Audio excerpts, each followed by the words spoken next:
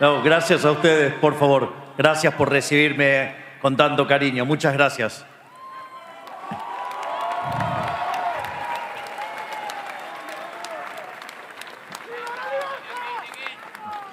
Absolutamente que vamos a hacer Argentina y América great again.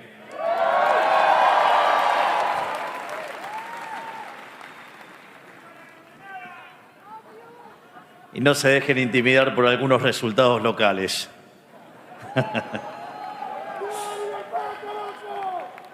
Primero que nada, quiero agradecer a los organizadores del American Business Forum y en especial a su presidente Francis Suárez por la invitación.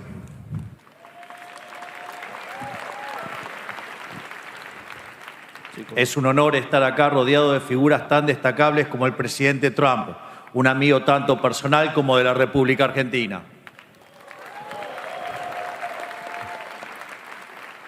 También me alegra poder compartir el escenario con uno de nuestros más ilustres deportistas y orgullo de todos los argentinos, Lionel Messi.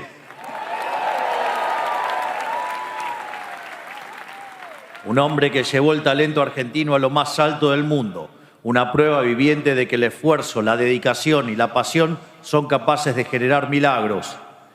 Y la prueba de que a veces yo también puedo felicitar a un zurdo.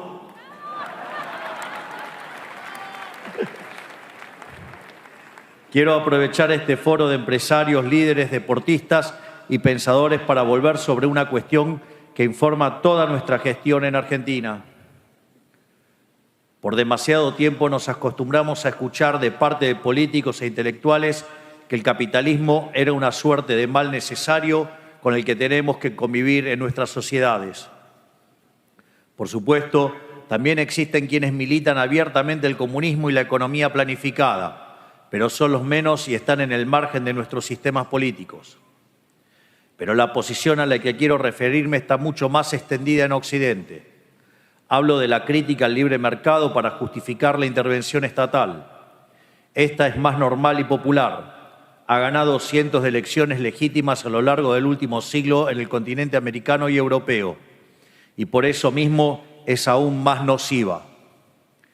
Para no aburrirlos, voy a resumir un argumento.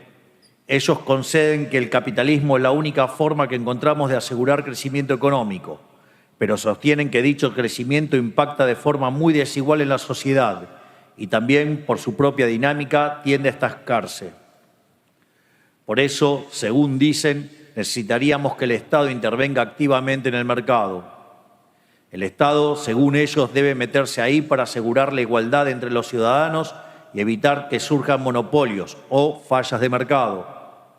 El libre mercado, según ellos, no es óptimo para garantizar el crecimiento y termina impidiendo el bienestar general para favorecer a unos pocos, en detrimento de las grandes mayorías.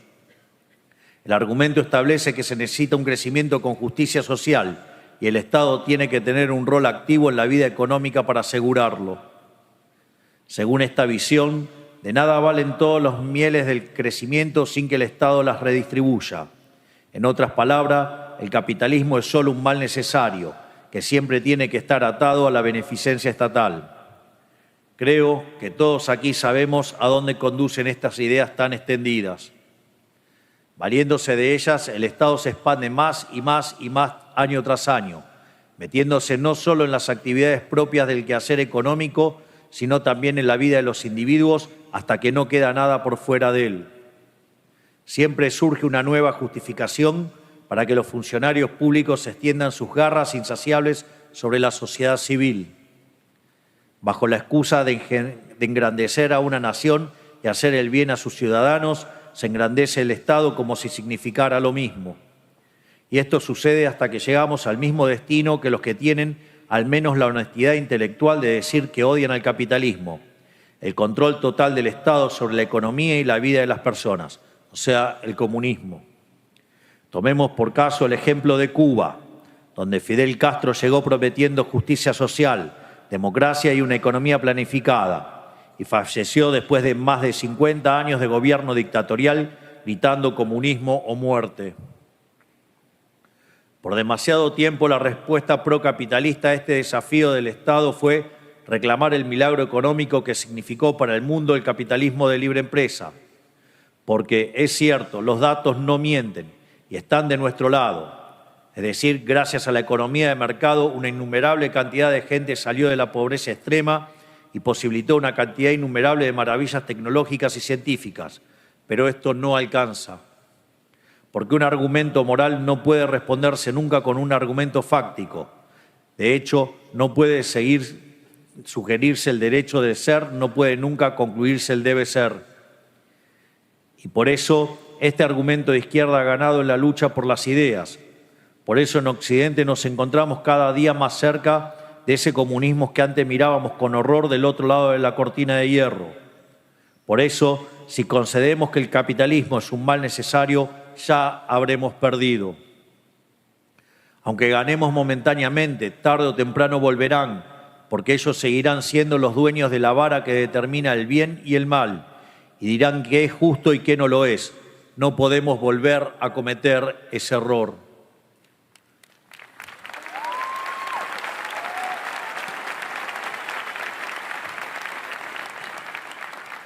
Por eso, hoy vengo a decirles que el capitalismo no es mal alguno, sino que es la forma que toma la verdadera justicia en este mundo, porque es la consecuencia natural de la dignidad y la libertad del hombre, al cual le pertenece el fruto de su trabajo. No tenemos en esta vida muchos derechos naturales más allá del derecho a ser dueños del sudor de nuestra frente, que no es más que el derecho a ser dueños y disponer libremente de nuestro tiempo de vida, ya sea para usarlo para nosotros mismos o venderlos a otros como fuerza de trabajo. Es eso lo que nos hace a todos hombres libres y nos diferencia de los esclavos, institución nefasta abolida precisamente por las sociedades libres antes que ninguna otra. De esta libertad se deriva el derecho a la propiedad privada y a la discreción para disponer de ella dentro de los márgenes de la ley común. La inversión, el ahorro, el consumo solo son fenómenos que emergen de esta simple verdad. Aviso que los controles de renta es un ataque al derecho de propiedad, afecta al sistema de precios, afecta al funcionamiento del sistema y termina destruyendo todo a su paso.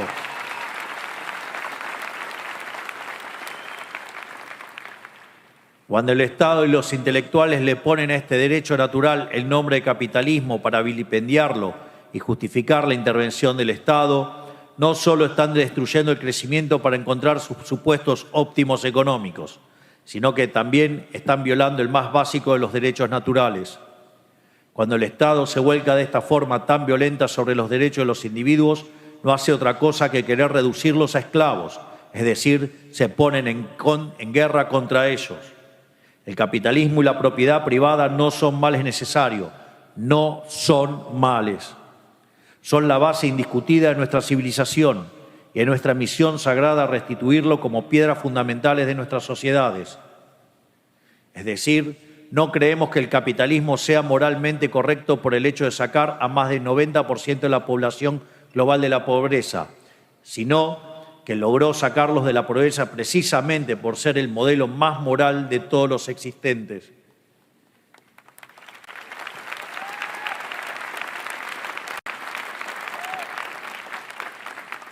En este sentido, quiero citar un libro de uno de los economistas austríacos más importantes de la historia, que es profesor en la Universidad de New York, que se llama Israel Kirzner.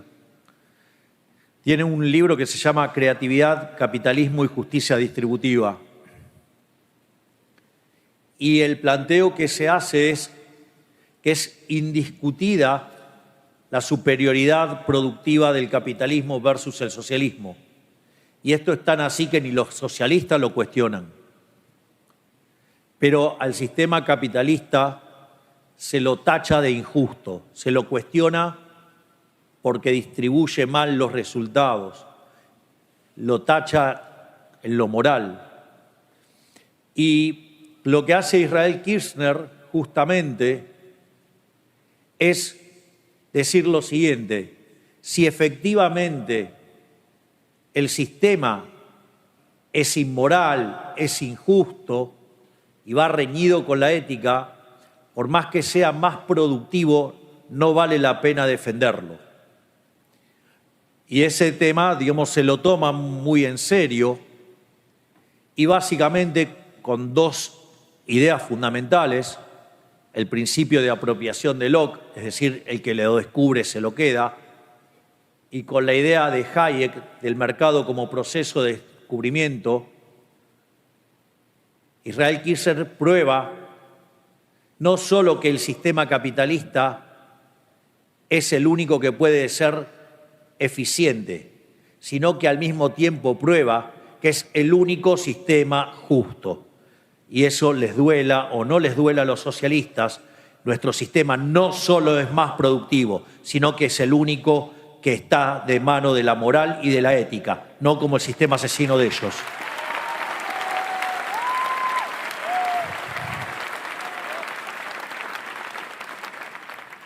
Por lo tanto, sin el capitalismo estaremos condenados a las miserias de las sociedades planificadas, que no son otra cosa que sociedades esclavistas con mucho mejor marketing. Lo que ellos llaman el Estado presente, o en inglés el welfare state, no es más que la frase que dicen para ocultar que en el fondo su camino es el camino de servidumbre. Aquí quiero hacer alguna también mención a una obra muy importante de uno de los economistas anarcocapitalistas más importantes del mundo, que es el profesor Jesús Huerta del Soto, en un trabajo que se llama La teoría de la eficiencia dinámica. Y en ese trabajo lo que él busca es determinar cuál es el sendero óptimo de crecimiento. Y después de hacer unas disquisiciones sobre distintos aspectos de la teoría económica, lo que señala es muy fuerte, porque dice: nada que sea injusto puede ser eficiente. Es decir, en el altar de la eficiencia paretiana con el que trabajamos los economistas, no debería haber lugar alguno sobre algo que es injusto. Y al mismo tiempo señala: todo aquello que sea eficiente, además, inexorablemente tiene que ser justo. Y eso es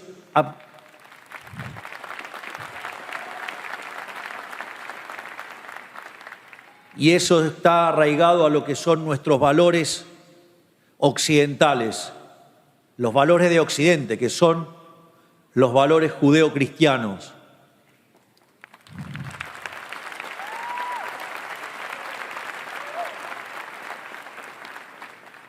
Y es más, a prueba de ejemplo,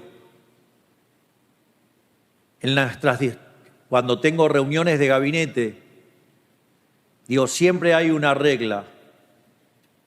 Siempre los valores éticos y morales están por encima de lo que dicta el utilitarismo político. No hay concesiones para hacer lo que está bien, y cuando ustedes hacen lo que es justo y éticamente correcto, el país va a prosperar.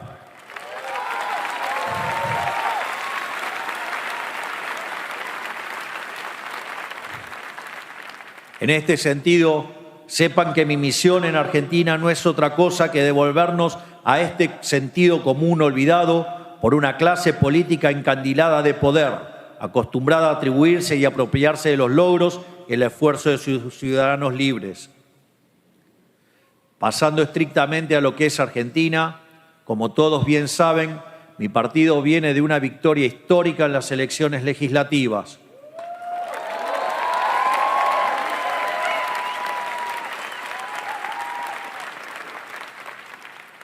Hicimos todo lo que la política clásica decía que no había que hacer, y lo único que nos guió a nosotros en la toma de decisiones fue los criterios éticos y morales, y los argentinos de bien respondieron contundentemente con un gran triunfo.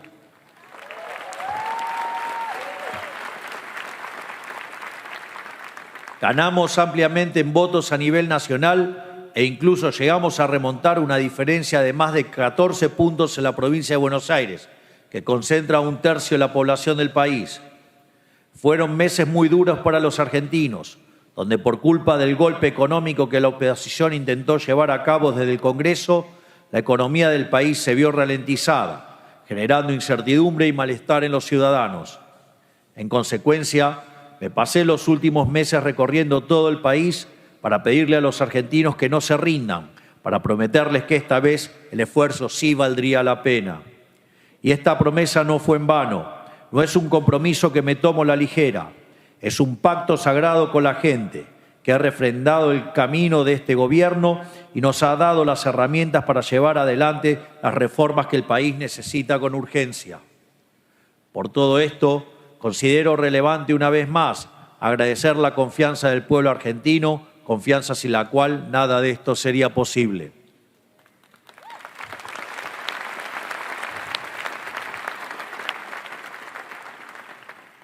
Pero, ¿por qué decimos que esta vez el esfuerzo vale la pena?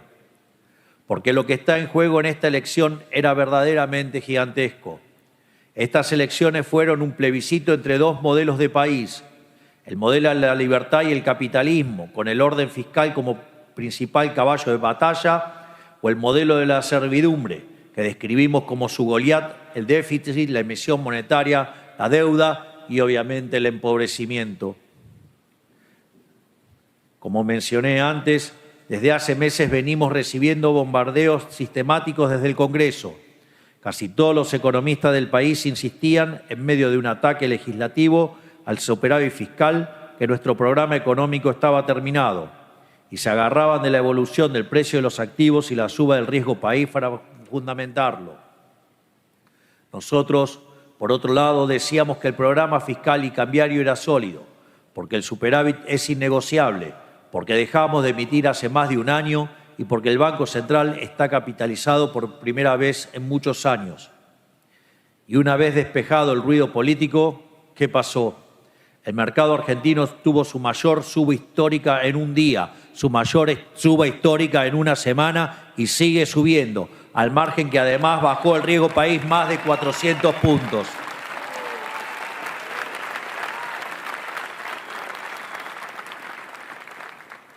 En definitiva, pasó lo opuesto exacto de aquel infame 12 de agosto de 2019, en donde protagonizamos uno de los mayores desplomes bursátiles en la historia del mundo por la mera posibilidad de que el kirchnerismo volviera al poder.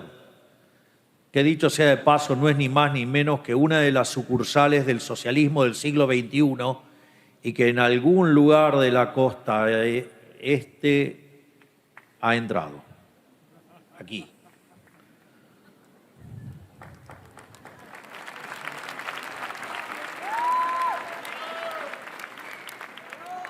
Se disfrazan de corderos y son peor que el peor de los rapaces lobos. Si hay algo que quedó en claro con esto, es la realidad de lo que nosotros llamamos de forma resumida riesgo Cuca, o sea, el riesgo kirchnerista, o sea, el riesgo del socialismo. Pudimos ver en números la magnitud del riesgo político con el que nuestro programa económico siempre tuvo que lidiar. Y esto es así porque tenemos en Argentina un sector de la política tan destructivo, tan ajeno a los principios básicos de la economía y del bien común, que su mera presencia le pone a todo el país una base de riesgo altísima. Y ahora que están más lejos que nunca de volver al poder, es que podemos despejar ese miedo. Históricamente, la mayoría de los planes de estabilización exitosos en el mundo tuvieron consenso político. Lo que pasó en Argentina fue algo inédito. ¿Llevamos adelante un plan de estabilización exitoso con consenso social? Sí, pero sin consenso político.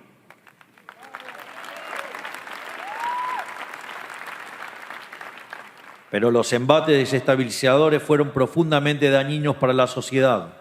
Como bien saben, el riesgo político no afecta solamente al financiamiento del Estado, sino al crédito de toda la economía.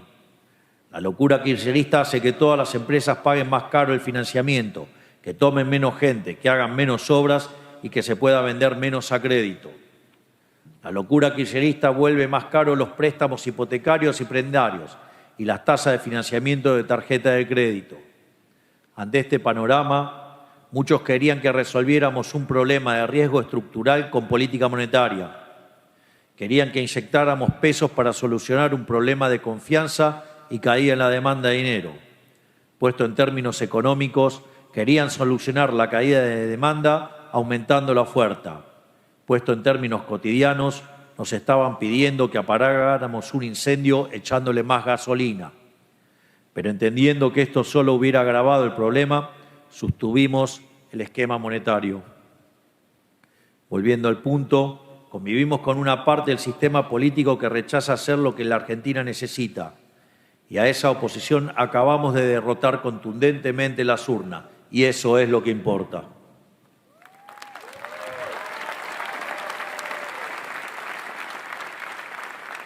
Argentina por fin le dijo que no a esta locura, que tanto nos ha costado a lo largo del tiempo. Argentina ha dado un paso crucial en el camino de la libertad, un paso que es una buena medida, es irreversible.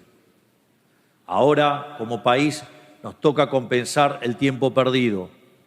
Llevamos décadas de rezago en comparación con el resto de los países de la región y más aún del mundo, para la cantidad de bienes y servicios de alta demanda que podemos producir. Esto quiere decir que la convergencia de la riqueza argentina hacia los niveles del resto del mundo desarrollado será fenomenal. Estamos entrando en el camino en el cual haremos a la Argentina grande nuevamente.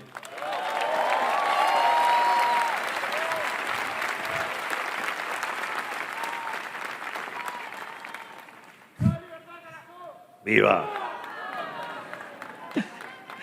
Esto está asociado a un cambio de paradigma que se dio en Argentina en los últimos años.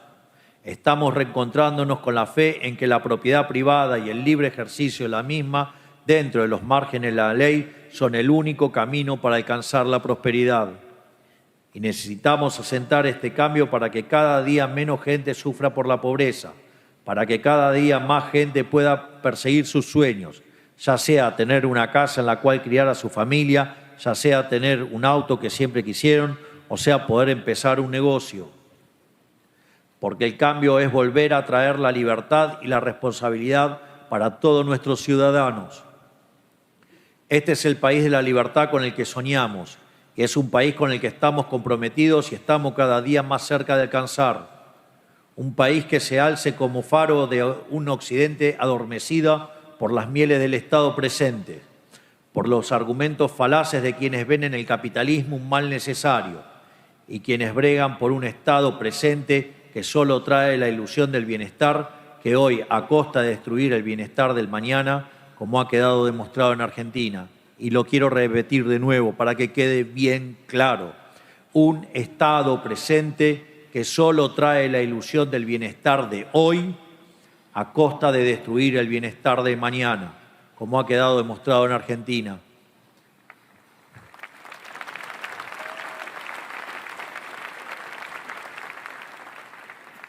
Y nosotros somos quienes podemos lograr este cambio y pregonarlo, porque somos heraldos de un futuro distópico, porque vivimos el futuro que tarde o temprano le va a llegar a los países que también están transitando este camino de servidumbre estatal, abrazando las nefastas ideas del socialismo del siglo XXI, o más conocido en estas tierras como los woke.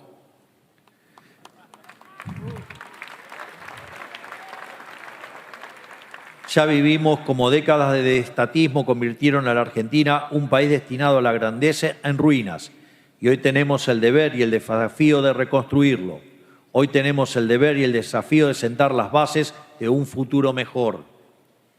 Y lo fundamental es que 2 de cada 3 argentinos quieren este nuevo camino. Como dije el domingo 27 de octubre al recibir los resultados, 2 de cada 3 argentinos no quieren volver al pasado. Ya no quieren más socialismo del siglo XXI. Ya se dieron cuenta de la mentira.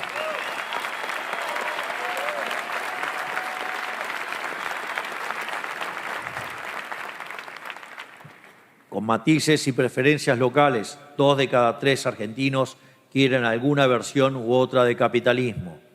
Esa es la ventana de oportunidades que hoy se nos abre a todos. Nosotros tenemos la vocación de alinear a todos los actores procapitalistas del país, que representan al menos 2/3 de nuestra sociedad. Es hora de construir un gran consenso capitalista en Argentina. Y esta gran coalición del crecimiento se encuentra con una nación en la que está todo por hacerse. Un país descapitalizado por años de dirigismo irresponsable que privilegiaba el consumo por sobre la inversión. Esto es tan así que, al día de hoy, el 70% de las importaciones en Argentina corresponden a bienes de capital e insumos productivos.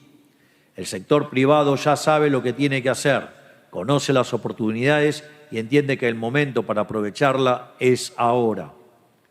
Fruto de la capitalización que recién estamos comenzando a ver y que se irá acrecentando con los años, Argentina explotará recursos y hará crecer industrias hoy subdesarrolladas.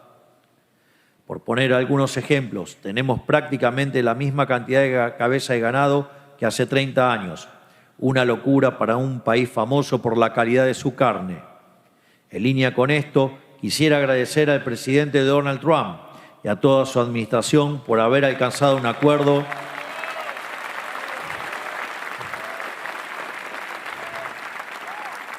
por la cuota de carne argentina 4 veces superior a la anterior. Esto no es más que uno de los acuerdos comerciales que Argentina y Estados Unidos se deben hace muchos años y que entre ambos países estamos trabajando por rectificar. Para continuar profundizando la idea, Argentina no exporta un gramo de cobre cuando Chile, que comparte cordillera con nosotros, exporta 20.000 millones de dólares al año. De la misma forma, vamos camino a que el petróleo y el gas supongan ingresos por entre 30.000 y 40.000 millones de dólares anuales de acá al 2031. Tenemos un sector hortícola que hoy representa menos de un 3% de nuestras exportaciones, con una capacidad de proyección e inversión enorme. Y lo mismo puede decirse prácticamente de cualquier sector, sea infraestructura, turismo, lácteos, granos o industria del conocimiento. Contamos con una diversidad geográfica tal que permite prácticamente cualquier ser humano del planeta que decida invertir en Argentina puede explotar sus conocimientos de manera provechosa para exportar sus talentos al resto del planeta. Ahora, gracias a la normalización de nuestra macroeconomía y el correcto funcionamiento del régimen de grandes inversiones, tenemos las condiciones económicas y políticas para hacerlo. Y a eso se le suma por primera vez que tenemos los incentivos correctos para hacerlo. No por nada, ya hemos tenido anuncios por más de 100.000 millones de dólares en el último año, de los cuales más de 50.000 ya se encuentran en distintas instancias de aprobación. Por eso, debemos seguir avanzando en este sendero, en este sentido. Sepan que a partir de diciembre tendremos el Congreso más reformista de la historia argentina.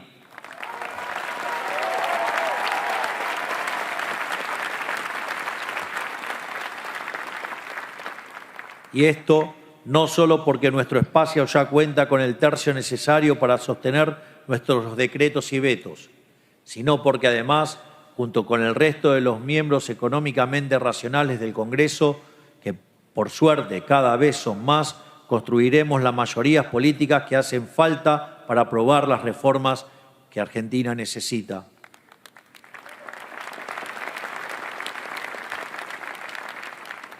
En este sentido, hablamos de una modernización laboral para actualizar las condiciones bajo las cuales se genera empleo en Argentina, acomodándolas a estándares internacionales para poder aumentar la cantidad de trabajadores pertenecientes al sistema formal. Hablamos de profundizar el camino de la desregulación y la baja de impuestos para seguir reduciendo el gran costo argentino, para que cada vez más y más empresas puedan ser rentables en Argentina, potenciando nuestra capacidad productiva a niveles insospechados.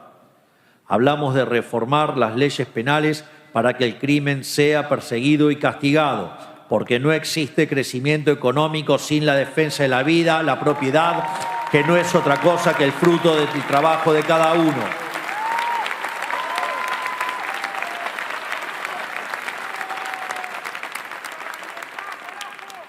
En Argentina, el que las hace, las paga.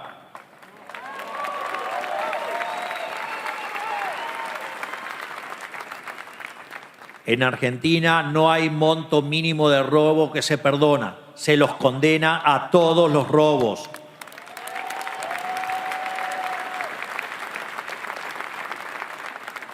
Sin ir más lejos, Muchos recordarán la historia de Sodoma.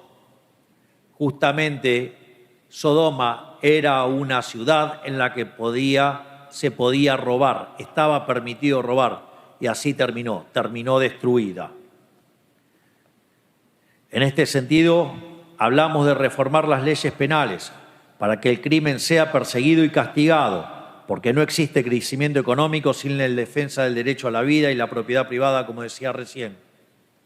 Estas reformas nos permitirán grabar en piedra este camino y permitirán que todos los argentinos puedan crecer con la certeza de que el esfuerzo y el trabajo duro valen la pena, que la calidad de la vida mejora año a año, que sus hijos tendrán una vida que ellos no pudieron siquiera imaginar, porque a fin de cuentas la Argentina del futuro, con todas sus bondades bien aprovechadas, es inimaginable para cualquiera de nosotros.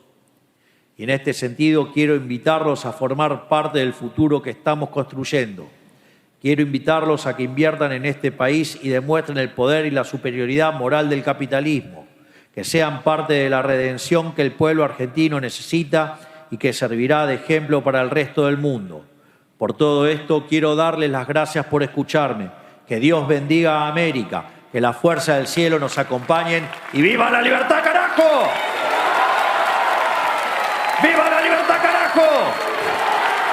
¡Viva la libertad, carajo!